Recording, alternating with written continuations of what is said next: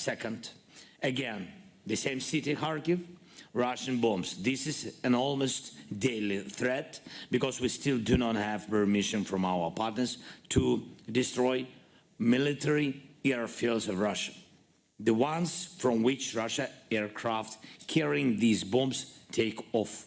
For bombs were dropped on Kharkiv on September 2nd, wounding 14 people. September 3rd, Poltava, another missile attack. It hit the territory of the Institute of Communications, destroyed it totally, and a nearby hospital. 40 residential buildings in this area were also damaged. In total, Russia killed this day 55 people, civilians, in this strike, and 328 were wounded or injured, including severe injuries, amputations, and internal organ damage. September 4th, the city of Lviv, the western part of our country, a missile strike directly on the city, targeting ordinary civilian infrastructure. More than 100 residential buildings were damaged in the attack, as well as a school, 3 lyceums, kindergarten, 2 hospitals. 65 people were injured in the strike, and tragically, 7 of them died. Among the victims, Russia claimed the lives of 4 members of one family. A man survived, but his wife and 3 daughters were killed in their own home by a Russian missile directly to the house. Yesterday and today were also the days when Russian missiles, attack drones, and heavy aircraft bombs were launched against our Ukrainian cities, against our villages, big, small, doesn't matter for them. What does Putin want to achieve with all this? Ukrainians did not want his land. We did not want to take anything from Russia, but it was Putin who wanted to take our land, and he occupied our territory. Putin tries to destroy our state and has consistently done everything to deprive Ukraine of its sovereignty, ruin our economy, and force Ukrainians out of Ukraine. Russia has been openly targeting the destruction of our entire energy system, aiming to plunge Ukraine into darkness. Can this evil be accepted? No, of course not. And that is why Ukrainians continue to fight for their lives, for their children, for their right to live on their land with our families, our children, and in safety in our homes. This is all we want. Is it too much to ask for any nation? Dear friends, thank you for invitation. Dear Italy, Putin is seeking out the world's worst regimes to find more missiles so he can continue killing Ukrainian children. We are searching for where to get air defense system to defend ourselves. Russia is using ballistic missiles from Pyongyang, attack drones from Tehran, and vast amounts of money from Siberian oil to drag out this war as much as possible and deprive our country of life. But we are building each day shelters for schools and even underground schools so that Ukrainian children can study in safety despite everything. And we are relocating Ukrainian enterprises so the economy can keep functioning, and we are setting up underground weapons production facilities so Ukrainian soldiers can defend themselves even when supplies from our partners are delayed. We have developed our own new drones and missiles, and we are gradually bringing this war back to Russia so that Putin will eventually feel the pressure to seek only one thing: peace. And I truly appreciate that Italy is doing everything with us to implement the peace formula all its points that are essential for peace in Ukraine to be the same kind of peace enjoyed by all those countries that already have it. Ukraine is not asking for anything more than what your country or any other country already has. We just want no father in our country to have to bury his wife and daughters because they were killed by Russian missiles. We just want Ukrainian boys, Ukrainian girls to never again suffer because they cannot help their parents who are in Russian occupied territories. We just want the heritage of generations of Ukrainians not to be destroyed under Russian bombs. Ukraine deserves to be safe, and we will definitely gain security for our independence and for all our people, all our lovely children. Here on the sidelines of the forum, I will meet with the head of the Italian government, Giorgia Meloni, and I'm also preparing to meet with representatives of Italian business, and I'm confident that together we will be able to achieve very important things to protect life in Ukraine, to strengthen both of our countries, Ukraine and Italy, and to rebuild Ukraine after the war. We are preparing for a conference in Italy next year focused on Ukraine's reconstruction, and I really want your companies, your business, best ideas to work with us together with the Ukrainian companies and Ukrainian ideas. We can give more strength, economic and social growth to our nations. And I am confident that together we will achieve this. I thank everyone who helps us, who helps and supports Ukraine, and I'm proud of our people. Ukraine will stand, and I invite all of you to stand with us, with Ukraine, and to protect what makes people human. Thank you for the invitation again. Thank you for your attention. Grazie mille. Slava Ukraini.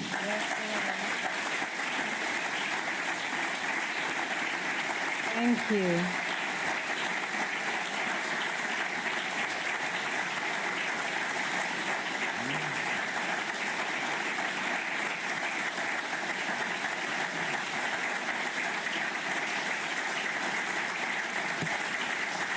Thank you so much.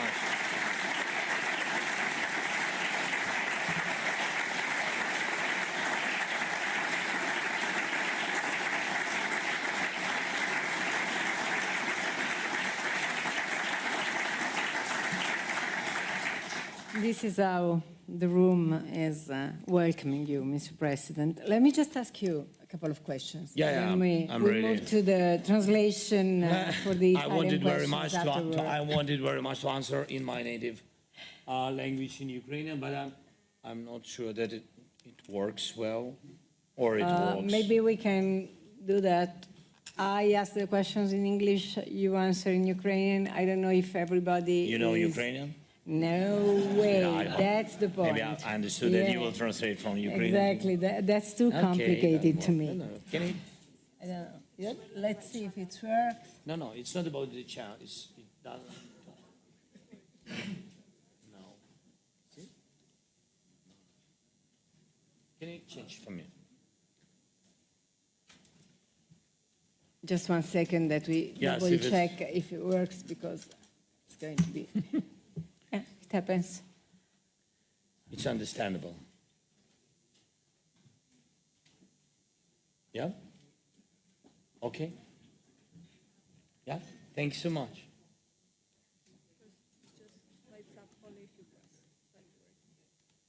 Is it working now? No. Nothing changed. But I'm thankful that you tried. Okay. Hopefully we will manage it. It's okay. We'll speak English. Okay, I'll start with the first question. I don't know Italian, sorry. We have this problem. I don't know Ukrainian, you don't know Italian, but I think that what English we'll would do. Okay. Okay. But the very first question is about the fact that just a few hours ago here, this exact place, there was the Italian Foreign Minister Antonio Tajani, And again, he restated how Ukraine has the full support of our country on all the aspects, but with the exception of the long-range weapons, because he doesn't want to take the risk. He said, okay, that's way too much. And he doesn't want to take the risk of one day seeing an attack on Moscow or something like that. So since you told us very clearly which are the risks you're living on a daily basis, where is the limit? What are you asking exactly? Where the limit? I think this is a question to Putin, where the limit. And I think that he will never come until he will destroy all our nation. Of course, because of big support of the United States, European friends, including Italy, as I said, now, of course, we will prevail. And we didn't give him this possibility. He wanted very much at the very beginning of full-scale war. He wanted very much to destroy us and occupy totally us. 100%. You remember, during 3-4 days. Now the war is long, and we really want peace. Okay, thanks so much. But I think that audience likes my English. Yeah, definitely. Yeah, sorry.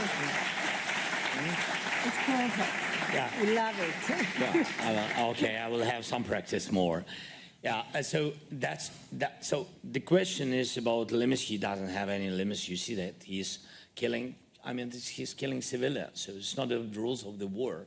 So we don't remember such last, I think, 80 years. We don't remember this in Europe, in the world. He deported 20,000 children. He deported 20,000 children from occupied territories to Moscow, to Russia, somewhere, I don't know. So what about limits? I think this is the question to him. About long distance, which is very important. Thanks for support, Prime Minister, and of course, Minister Tajani. We have good relations with him, and we are on contact. We had a lot of dialogue, and we're thankful, as I said, for some air defense system, which you had. It's together with France, and so thank you for this. It helped to save those children who are not deported, who are in Ukraine. So thank you so much. But there are some mistakes. When we speak that, for example, Italia or somebody else, doesn't matter, afraid that we will attack Kremlin. It's a pity we can't. Because those long distance weapons, what you had or some partners, it's about 200 kilometers. So it's less than those distance. What about Tajani spoke? So, but your production have to try to do their best. But you have to understand, it's a joke, yes, but it's very serious, really serious. 4,000 bombs each month Russia uses on the territory of east of our country. 4,000 bombs. You can't destroy it, this position. You don't have key to this problem. They are not stopping, and they will not stop. And they destroyed so many cities and villages, 4,000 per month. How they use it? They use it by jets. Jets are situated on the military airfields, on the distance from our country, from our borders, on the distance 100, 150, 300 kilometers. What we want, how to use this long distance weapon? Just on military airfields, just to use this weapon, which can work with 100 and 300 kilometers. That's all. That's all. No other ideas. This about, when we speak about their energy system, they destroyed, we had blackouts, you know, sure. Yes, all of this. So when we speak about 1,000 or 1,000 an hour, we use our drone production. But it's, again, not about targeting civilians. They are our enemies. They are really our enemies because they support the policy of Putin. But we never attacked their civilian infrastructure. And also, so that's about long distance. That's very clear. Thank you so much for your answer. And by the way, everybody got a little bit nervous when you decided the Kursk move. Nobody knew that. Nobody was Except aware Putin, of it. you see? You're telling me something. No, but tell us, when did you decide it? With whom, if I may ask?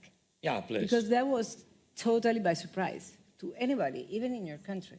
We didn't have surprise. We've got just real clear information from Ukrainian intelligence and also from intelligence of our partners, including United States and UK and EU partners. We've got information that after our place, Kharkiv, Putin tried to occupy it last 2 months, some months ago, he tried to occupy our city, Kharkiv.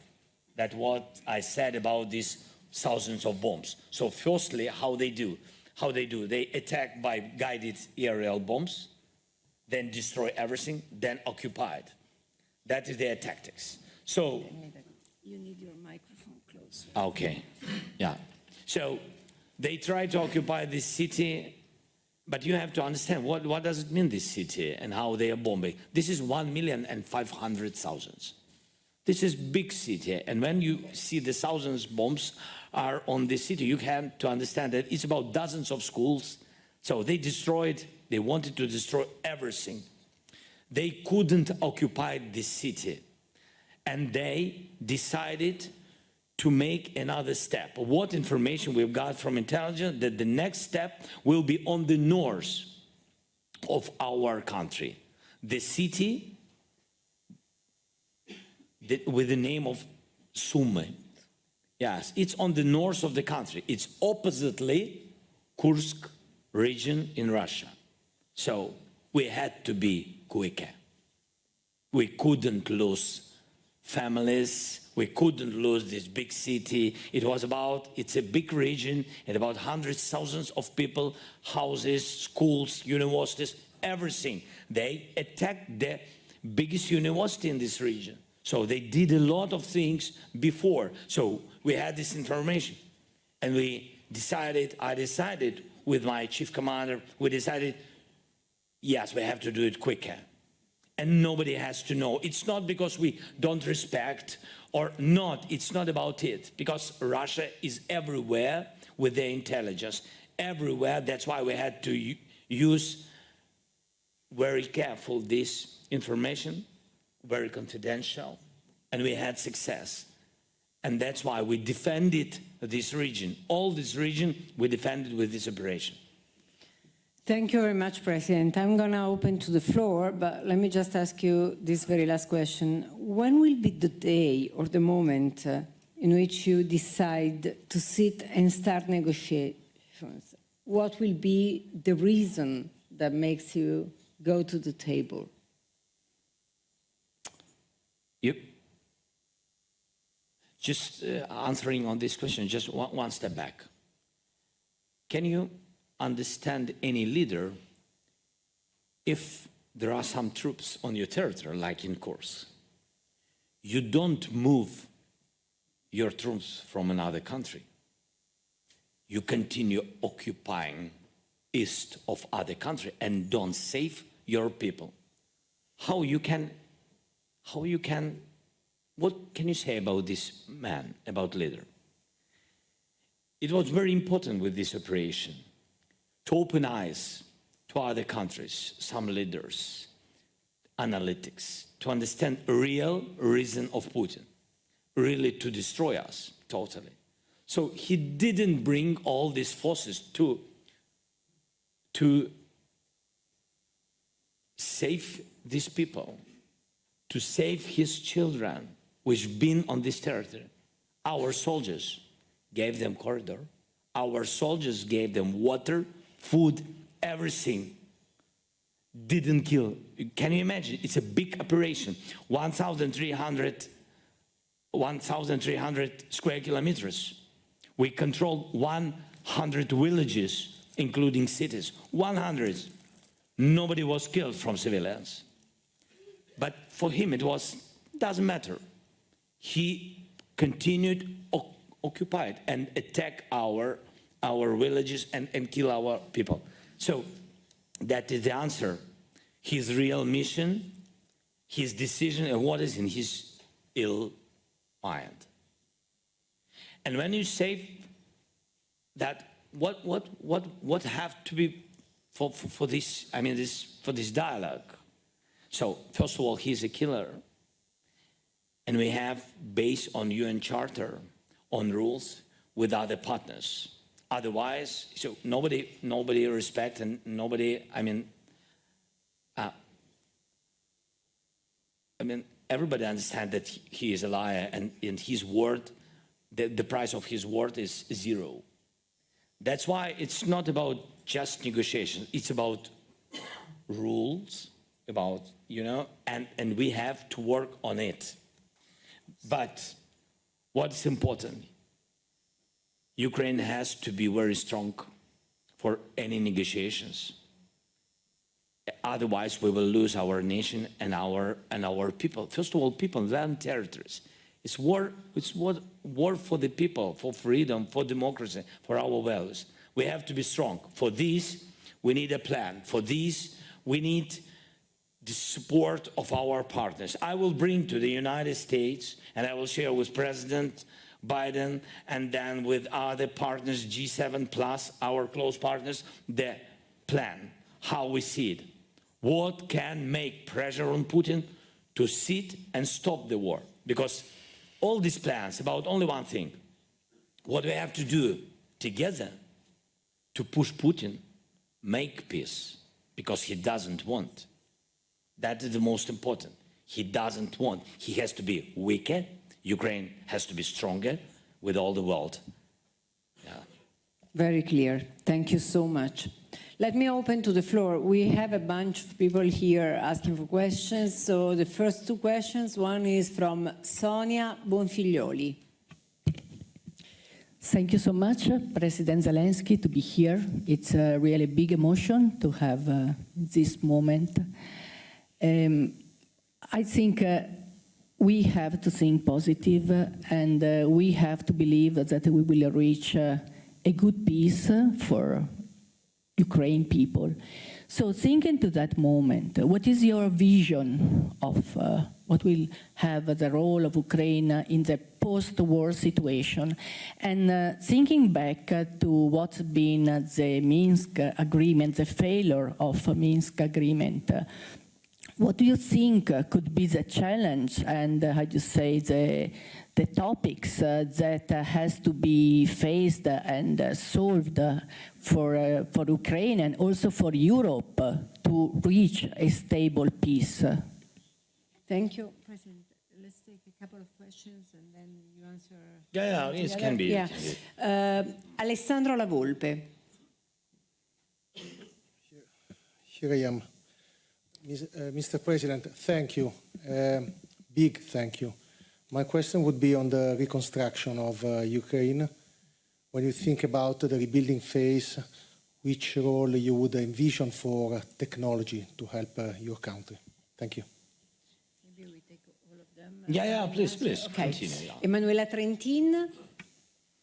Good evening, Mr. President. My question is, you listed us a shocking and huge list of damages that Ukraine is suffering. So what role of foreign investor in the reconstruction and in recovering the damages you are suffering for your countries? And what are the sectors in case that you consider key in this context? Thank you. And the last question is from Riccardo Illi.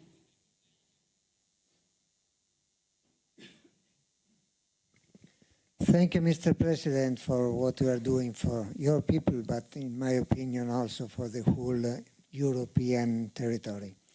So I really admire what you are doing, your strength and your courage in defending the life of your people and their freedom. My question is, what can Europe learn from what is occurring in Ukraine in these days? Very good. Thank you. Thank you very much, Mr. President. Doris, 1 second. Yeah. So Take your time. Very many questions to answer quick. Exactly. If you can use the phone, so I will answer in Ukrainian. Okay. If it's possible, yeah. So let's give everybody just 1 second to...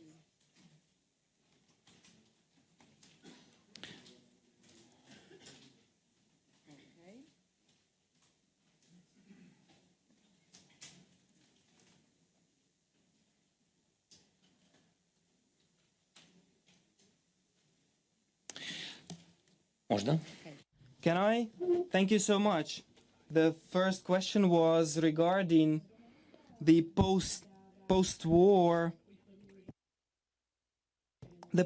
Ukraine. How should it look like and where it should be, and what is the difference of our idea and our vision and Minsk? Because Minsk failed, if I understood your question correctly. So first and foremost, Ukraine is a part of a future security infrastructure, I believe, for the world, first and foremost for Europe, because we are on this continent, and on the security of Europe depends the security in all the world. Therefore, Ukraine should be a part of this security alliance, economically and security, from the point of view of security, energy, technology, etc. And food. Because this is very important, as we have seen this during the war. So Ukraine should be an equal part of the European family, of the European Union, but also of the alliance, security alliance, NATO. What does it give us? That it prevents the possibility of Russia's aggression or aggression of anybody else. We do not know what is happening. We prevent it from turning back to Ukraine. This is very important for Ukrainian people. This is important for all the neighbors. You see what crisis the war has brought to Ukraine. And then this crisis, it spreads to the world, to Europe and the world. And one of the examples is the blockade of the sea of our naval trade routes. It resulted in the stoppage of food supplies. Блокування продуктів. The blockade of the food supplies, and this spreads not only to Europe now it spreads to Asia, provokes hunger in Africa. So Putin has brought this danger to many countries in the world. We cannot say that this is a war only in Ukraine. War territorially is in Ukraine, but the whole world has suffered, not because of Ukraine, once again, because Ukraine is defending the values. And in this situation, it is defending the Europe and the whole world. That is why I believe that this will be the component of these security alliances. That is very important. Тому це That is the first thing. How does it differ from Minsk? Minsk was simply a trap. And unfortunately, when Europe supported this trap of Russia, Minsk is the worst part, the worst thing that can be. And we can never come back to this. That is the frozen conflict. That is the pause that gives Russia the possibility, Russia and aggressor Russia, to prepare what it was doing, the frozen conflict. Ukraine, it meant that Ukraine was in the grain zone, not only for its own people, but also for the investor who will invest money in Ukraine. Even though Ukraine is a rich land, nobody will invest money because they do not understand what will be in the future with Ukraine, because there was no 100% support to Ukraine, and there was no understanding about what would happen in Russia. Russia has occupied part of the territories to create a frozen conflict. Then it was developing its military industry and preparing for the invasion. If Ukraine chooses its own path of independence, path to Europe, path to the EU, what did Ukraine choose? It chose this. What danger is in this for Russia. I will tell you, Russia does not have the economy. They are plundering the richest economy. They are plundering their economy.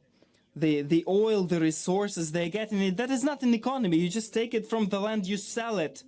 And you have poor people, but you take all these revenues and you invest into weaponry. And then you create militarized society that is in information vacuum, that suddenly believes that in Ukraine something radical is happening, that suddenly starts to simply repeat Hitler's path. Absolutely, and that is an absolute truth. That is why Minsk cannot be compared with real security guarantees for Ukraine, because Minsk is a frozen conflict, and that is why it was difficult to implement for everybody. Difficult for everybody because nobody was willing to do that. I tried to do what I had to do as a president. I arrived to the Normandy format. We had a meeting in Germany, France, Russia, Ukraine, and I talked to him. And we have agreed about ceasefire. Now many people are talking about ceasefire. I have gone through a couple of ceasefires with Putin. We have agreed on ceasefire. And in some time they have started to kill us on the contact line. I called him and I said, we have agreed about ceasefire. He said, yes, we'll solve this. In some time, again they started to kill us. They were preparing. So no more frozen conflict. As regards the reconstruction, that is the second question. That there will be no real reconstruction for Ukraine if there is no real security. European Union and NATO are important security components for reconstruction of Ukraine, because the investors will come, but we understand that investor must believe and trust to think that, so that he thinks that yes, he helps Ukraine at the beginnings, but in the future his capital is protected. And that is important. And you are saying about technologies here. The technologies are very important for us. I'll tell you that today, because of the technologies we have withstood everything. We have survived. We built our own navy. We could not build the fleet because the ships are being built for a very long time period. But we have built the fleet of the sea drones. And they have fulfilled a very important mission, and they have pushed out the Russia's Black Sea fleet from the Black Sea. And this drone fleet ensure the functioning of the grain corridor, and then ensure the function of the export corridor for the metallurgy, for other goods, which is very important for us, and that is also technologies. Demining. For us, it is very important, as many of our lands, hundreds of thousands of hectares, are mined by Russia. And demining is also about technologies. Much of the fight against cyber threats posed by Russia, there were thousands of cyber attacks on us. But we have reached the necessary level, and I believe that we can share this knowledge with you, with partners. I think that this will be very important. As regards the role of reconstruction, the role is very simple. To build a real nation, we need people, because the state is first and foremost the people. And reconstruction is first and foremost your companies, and we're inviting them together with our companies. And for us, it is also working. It's also jobs. Without jobs, we will not be able to bring back Ukrainians. That is 7.5 million Ukrainians who are now abroad in various countries: Poland, Germany, Czech Republic, Italy, Spain. We need these people. We need their hands. We need their heads. As regards the key sectors you have asked, that is energy. War has taught us and partners on what energy grid should look like. It must be decentralized. and this is what we want to have after the war. We're connected to the European energy grid, and if it wasn't for Russia's attacks, we would have profited of energy, because our atomic energy is working very efficiently, and it has very good pricing, and I think it could help Europe, and it could decrease the prices on energy. We are also paying attention to technologies, digitalization, medicine, rehabilitation. This war, unfortunately, has brought many crises and many deaths, but it has also brought experience. And we will share this experience with all the countries who have helped us in times of war, and this is a just way to do. The last thing regarding Europe, what Europe can learn.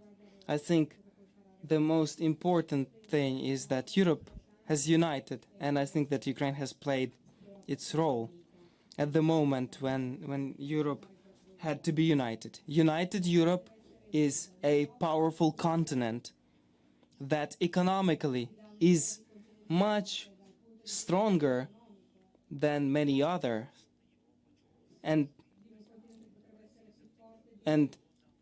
Russia has always achieved divided Europe via threats, via energy blackmail. Divided Europe is not capable of fighting against Russia. I'm talking not about war. Economic war is also dangerous, with price dumpings, with